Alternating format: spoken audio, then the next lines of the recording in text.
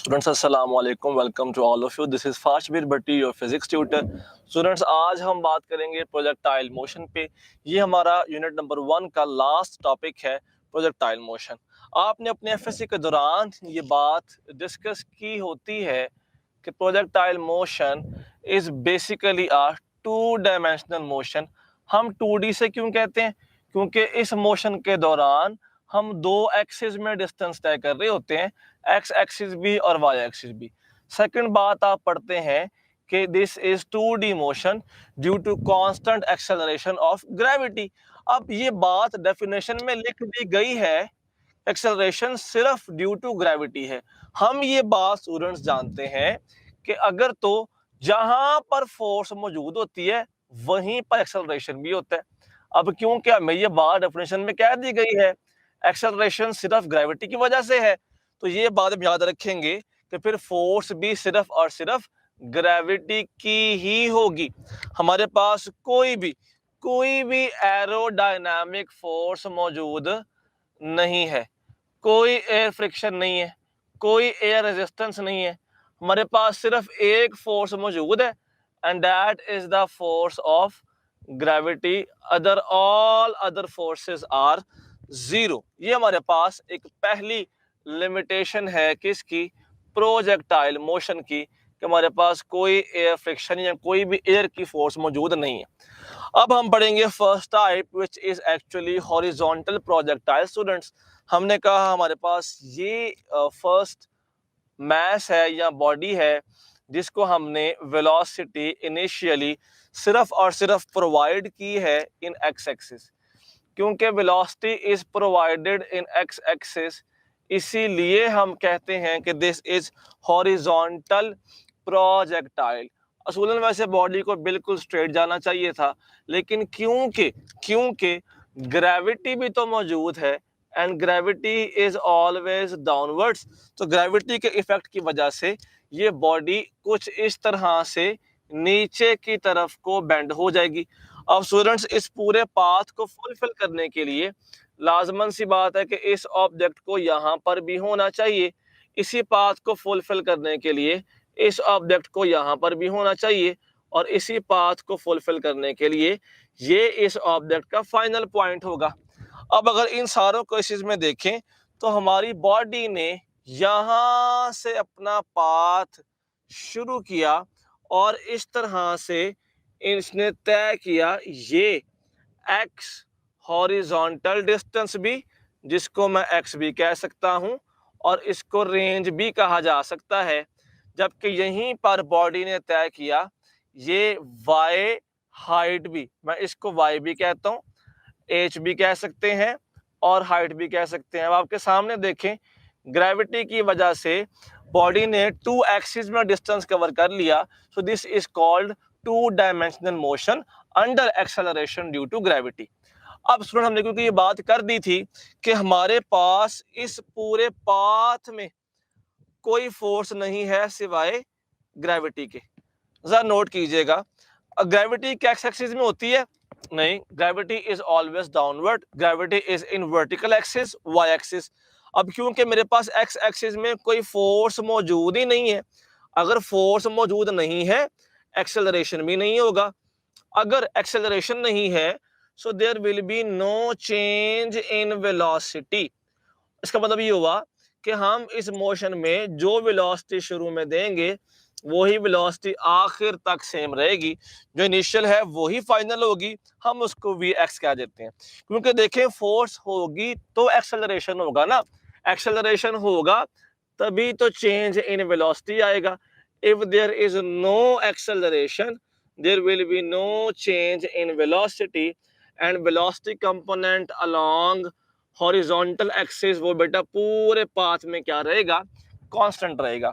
लेकिन अगर यहीं पर स्टूडेंट्स हम बात करते हैं वाई एक्सिस के लिहाज से, तो नोट कीजिएगा कि वाई एक्सिस में तो फोर्स मौजूद है, and that is the force of gravity. अब क्योंकि वाई एक्सिस में फोर्स मौजूद है, तो लाजमन सी बात है फिर वाई एक्सिस में एक्सेलरेशन भी होगा। Acceleration along Y is actually g. अगर एक्सेलरेशन है तो फिर चेंज इन वेलोसिटी भी आना चाहिए। अब देखें इनिशियली मैंने कोई कंपोनेंट ऑफ वेलोसिटी y में नहीं दिया, शुरू में सिर्फ और सिर्फ प्रोवाइड किया है x कंपोनेंट, तो फिर y का हम कैसे निकालेंगे? हम ना स्टूडेंट्स दो बातें पढ़ते हैं, एक हम पढ़ते हैं और वो है फर्स्ट इक्वेशन ऑफ मोशन। बेटा फर्स्ट में आप डिस्कस करते हैं कि V F is equal to V I plus A T. मैंने ये बात की थी आपसे जब हमने पढ़े थे इक्वेशन ऑफ मोशन, तब भी कि भाई इक्वेशन को ना आप अप्लाई कर सकते हैं सिर्फ एक एक्सिस के ऊपर। वी एफ वाई भला क्या हो जाएगा, ये हमने कैलकुलेट करना है। वी आई वाई क्या था, वी आई वाई तो जीरो था, ये खत्म हो जाएगा, ए वाई की जगह पर आ जाएगा जी, तो ये बन जाएगा G T. So V F Y की वैल्यू आ जाएगी G T, but this is in the terms of time. अब इसके बाद नोट कीजिएगा, सेकंड इक्वेशन ऑफ मोशन से आप वी एफ तो निकाल ही नहीं सकते। अब बात आ गई थर्ड इक्वेशन ऑफ मोशन की, 2as is equal to V F square minus V I square. हम इक्वेशन को अप्लाई करते हैं सिर्फ और सिर्फ एक एक्सिस के ऊपर, यहाँ पे आ जाएगा A Y S Y V F Y और वी आई वाई। हमारे पास इस पाथ में, इस इक्वेशन में जो ए वाई होता है वो जी होता है, जो डिस्टेंस अलोंग वाई होता है हम उसको एच कह देते हैं, वी एफ वाई हमने कैलकुलेट करना है, जबकि वी आई वाई तो जीरो हो गया। यहाँ पे स्क्वायर लिखना पड़ेगा। अगर मैं स्क्वायर इन केस नहीं लिखना चाहता तो फिर इस पाथ में इस फॉर्मेट पर अंडर रूट आएगा। So this is the equation of V F Y, this is also equation of V F Y. एक ये निकाली और एक ये निकाली। बच्चे होते हैं परेशान कि सर हम कौन सी वाली इस्तेमाल करें। बेटा आपने इक्वेशन कौन सी यूज करनी है, ये बात असल में डाटा डिसाइड कर रहा होता है। अगर आपको वहां पर टाइम गिवन है तो फिर लाजमन सी बात है कि आप जीटी यूज करेंगे, और अगर आपको इसी पाथ में गिवन है हाइट तो बेटा फिर आप यूज करेंगे 2gh वाली इक्वेशन। अब देखें हम वी एफ एक्स भी निकाल चुके हैं जो कि सेम था शुरू से लेके एंड तक, हमने उसे वी एक्स कहा हुआ था, और हम वी एफ वाई भी निकाल चुके हैं। हम एक बात जानते हैं, वेलोसिटी को जब भी निकालना हो तो उसके कंपोनेंट्स को जानना बड़ा लाजमी है, क्योंकि हर वेक्टर अपने कंपोनेंट्स से मिलके बनता है, V F X square plus V F Y square.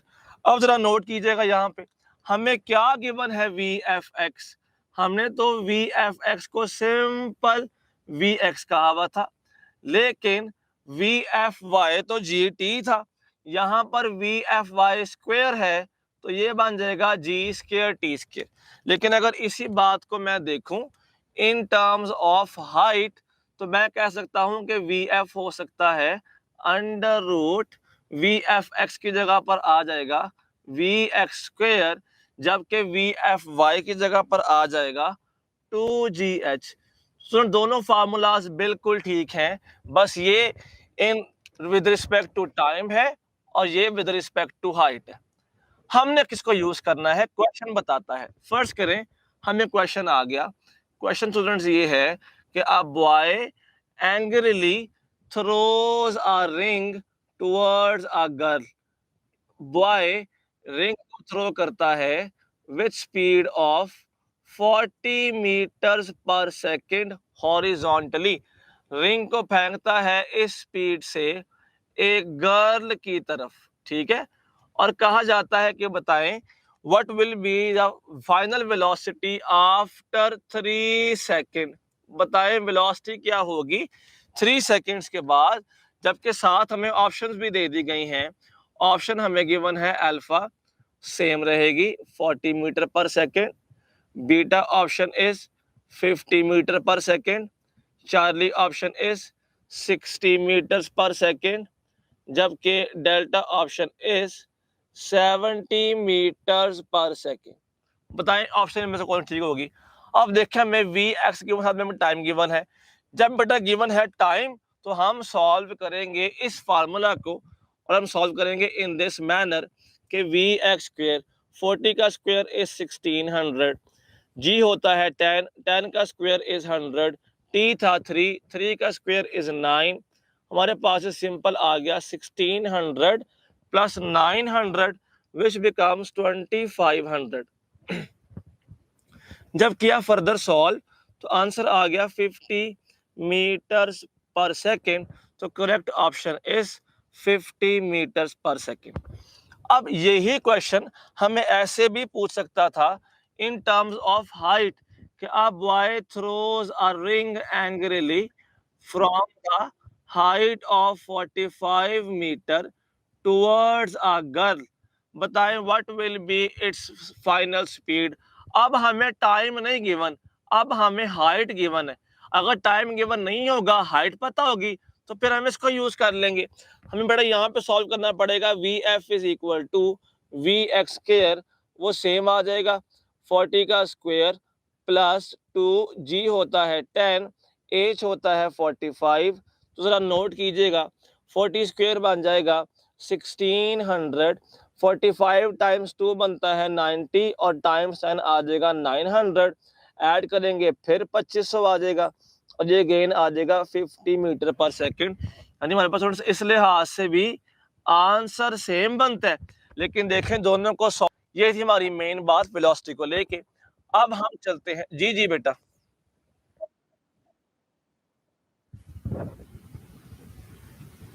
बेटा आपकी ना आवाज एकदम खत्म होगी।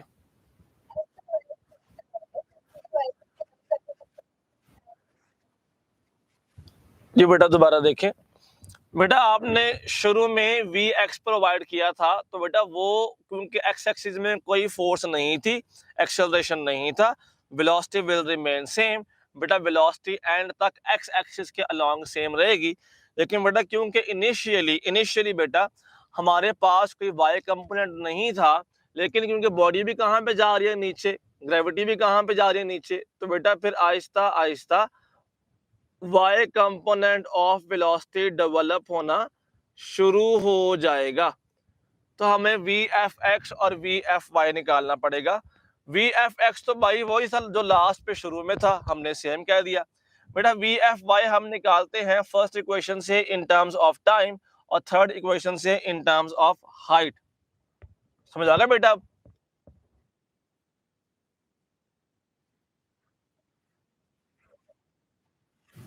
बेटा अगर नीचे से ऊपर जा रहा होगा वो बेटा सेकंड केस बनता है, अभी देखेंगे हम इंशाल्लाह ताला। वेलोसिटी बेटा निकालने के बाद हम बात करते हैं पैरामीटर्स की। इन केस ऑफ हॉरिजॉन्टल बेटा वो होता है रेंज क्या है, इसके बाद हाइट क्या है, और फिर हम बात करते हैं इन टर्म्स ऑफ टाइम के टाइम कैसे होगा इस केस में पूरी की पूरी फ्लाइट का। बेटा आप फार्मूला पढ़ते हैं, एक शायद आपको याद होगा, S is equal to V T. बेटा इसी इक्वेशन को आप यूज करेंगे with respect to X axis. Sir हम एक्स एक्सिस के लिहाज से क्यों यूज करेंगे? क्योंकि बेटा जी रेंज हम कहते हैं हॉरिजॉन्टल डिस्टेंस को। रेंज इज हॉरिजॉन्टल डिस्टेंस, इसीलिए बेटा आपने एक्स एक्सिस यूज करना है। तो फिर यहाँ पर हमने पढ़ा था ना कि एस एक्स को तो मैंने एक्स कहा हुआ था, तो यहाँ पर आ जाएगा X is equal to V X times T. This is the formula of range in horizontal projectile. आगे बेटा जी आ गया हाइट। हाइट आपको पता है हम कहते हैं वर्टिकल डिस्टेंस को, जो बॉडी ने डिस्टेंस कवर किया है अलोंग वाई एक्सिस, हम बेटा उसको हाइट क्या देते हैं। आप लोगों ने पढ़ा होता है सेकंड इक्वेशन ऑफ मोशन, बेटा जी वो होती है S is equal to V I T plus 1/2 A T square. जरा नोट कीजिएगा बेटा, हमारे पास यहाँ पर एस एक्स आ गया, वी आई बल्कि वाई था तो S Y, V I Y और ए वाई। एस वाई क्या है बेटा, हम उसे कहते हैं हाइट। वी आई वाई बेटा क्या था, वी आई वाई तो 0 होता है, ये सारा कैंसिल हो जाएगा। तब यहाँ पर आ जाएगा 1/2 जी टी स्क्वेयर। जी क्योंकि 10 होता है बेटा, तो हम इसको 5t स्क्वेयर भी कह सकते हैं। सो this is the formula of height in terms of horizontal projectile. ठीक है, अब बेटा बात करते हैं टाइम ऑफ फ्लाइट के लिहाज से। यहीं से निकाल लेंगे बेटा हम, क्योंकि हम जानते हैं 2 ऊपर आके मल्टीप्लाई हो जाएगा, तो टी आ जाएगा 2h और जी नीचे चला गया तो जी। बेटा यहाँ पर आता है स्क्वायर, जब आप स्क्वायर रिमूव करेंगे तो इस साइड पर आ जाएगा अंडर रूट। अब बेटा सेम बात है कि जी 10 होता है, 10 नीचे आ जाएगा, 2/10 क्या बनता है, यहाँ बेटा आ जाएगा h/5। तो हम इसको भी जी की वैल्यू के साथ अगर देखें तो टी होता है h/5। अब यहाँ पर ना बेटा में बड़ा प्यारा वो क्वेश्चन पूछता है, एक कहता है कि एक हेलीकॉप्टर है, a helicopter is moving with speed of 100 meter per second. A helicopter is moving with speed of 100 meters per second. It drops a package. It drops a package from height of 500 metre. अब देखें बेटा, जो velocity helicopter के पास है ना, वही velocity package के पास भी होगी। तो ये कुछ इस तरह से फॉल करेगी। हमसे पूछा गया है कि बताइए how for will the package drop, यहाँ पर रेंज कितनी कवर होगी। साथ बेटा हमें ऑप्शन दे दिया गया, alpha option is 1 kilometre, beta option is 2 kilometre, Charlie option is 3 kilometre, जबकि डेल्टा ऑप्शन इज 4 किलोमीटर। अब देखें हमने x निकालना है, x का फार्मूला होता है vx टाइम्स टी। टी तो मुझे पता नहीं है। आपने सोचा कि सर हाइट तो पता है ना, हाइट पुट करेंगे टाइम निकाल लेंगे। हमने कहा बेटा ऐसे कर लेते हैं। हमने यहाँ पे टाइम निकाल लिया, टी आ गया 2 into हाइट इज 500/10 और साथ आ जाएगा अंडर रूट। ये बड़ा जी कट गया, 50 टाइम्स 2 कितना होता है, 100 होता है। Root of 100 is 10 second. Time निकल आया बेटा, s is equal to V T में करें टाइम पुट, तो v था 100, टाइम आ गया 10। बेटा जी आंसर आ गया 1000 मीटर, जिसको हम कह सकते हैं 1 kilometre. So alpha is the correct option. लेकिन स्टूडेंट्स यहीं पर ना आप डायरेक्ट भी सॉल्व कर सकते थे। वो कैसे, आप टी की जगह टी का फार्मूला पुट कर दें। हम ये बात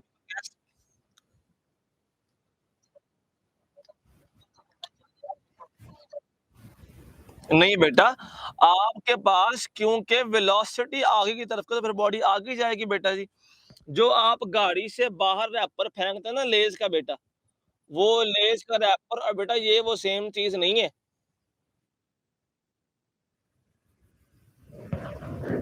ठीक है बेटा जी, हेलीकॉप्टर किस तरफ मूव कर रहा है, आगे के पीछे। हमने क्या कहा, कोई फ्रिक्शन है एयर की, बेटा कोई फ्रिक्शन नहीं है एयर की। फिर बेटा बॉडी कहाँ पे जाएगी, आगे ही जाएगी।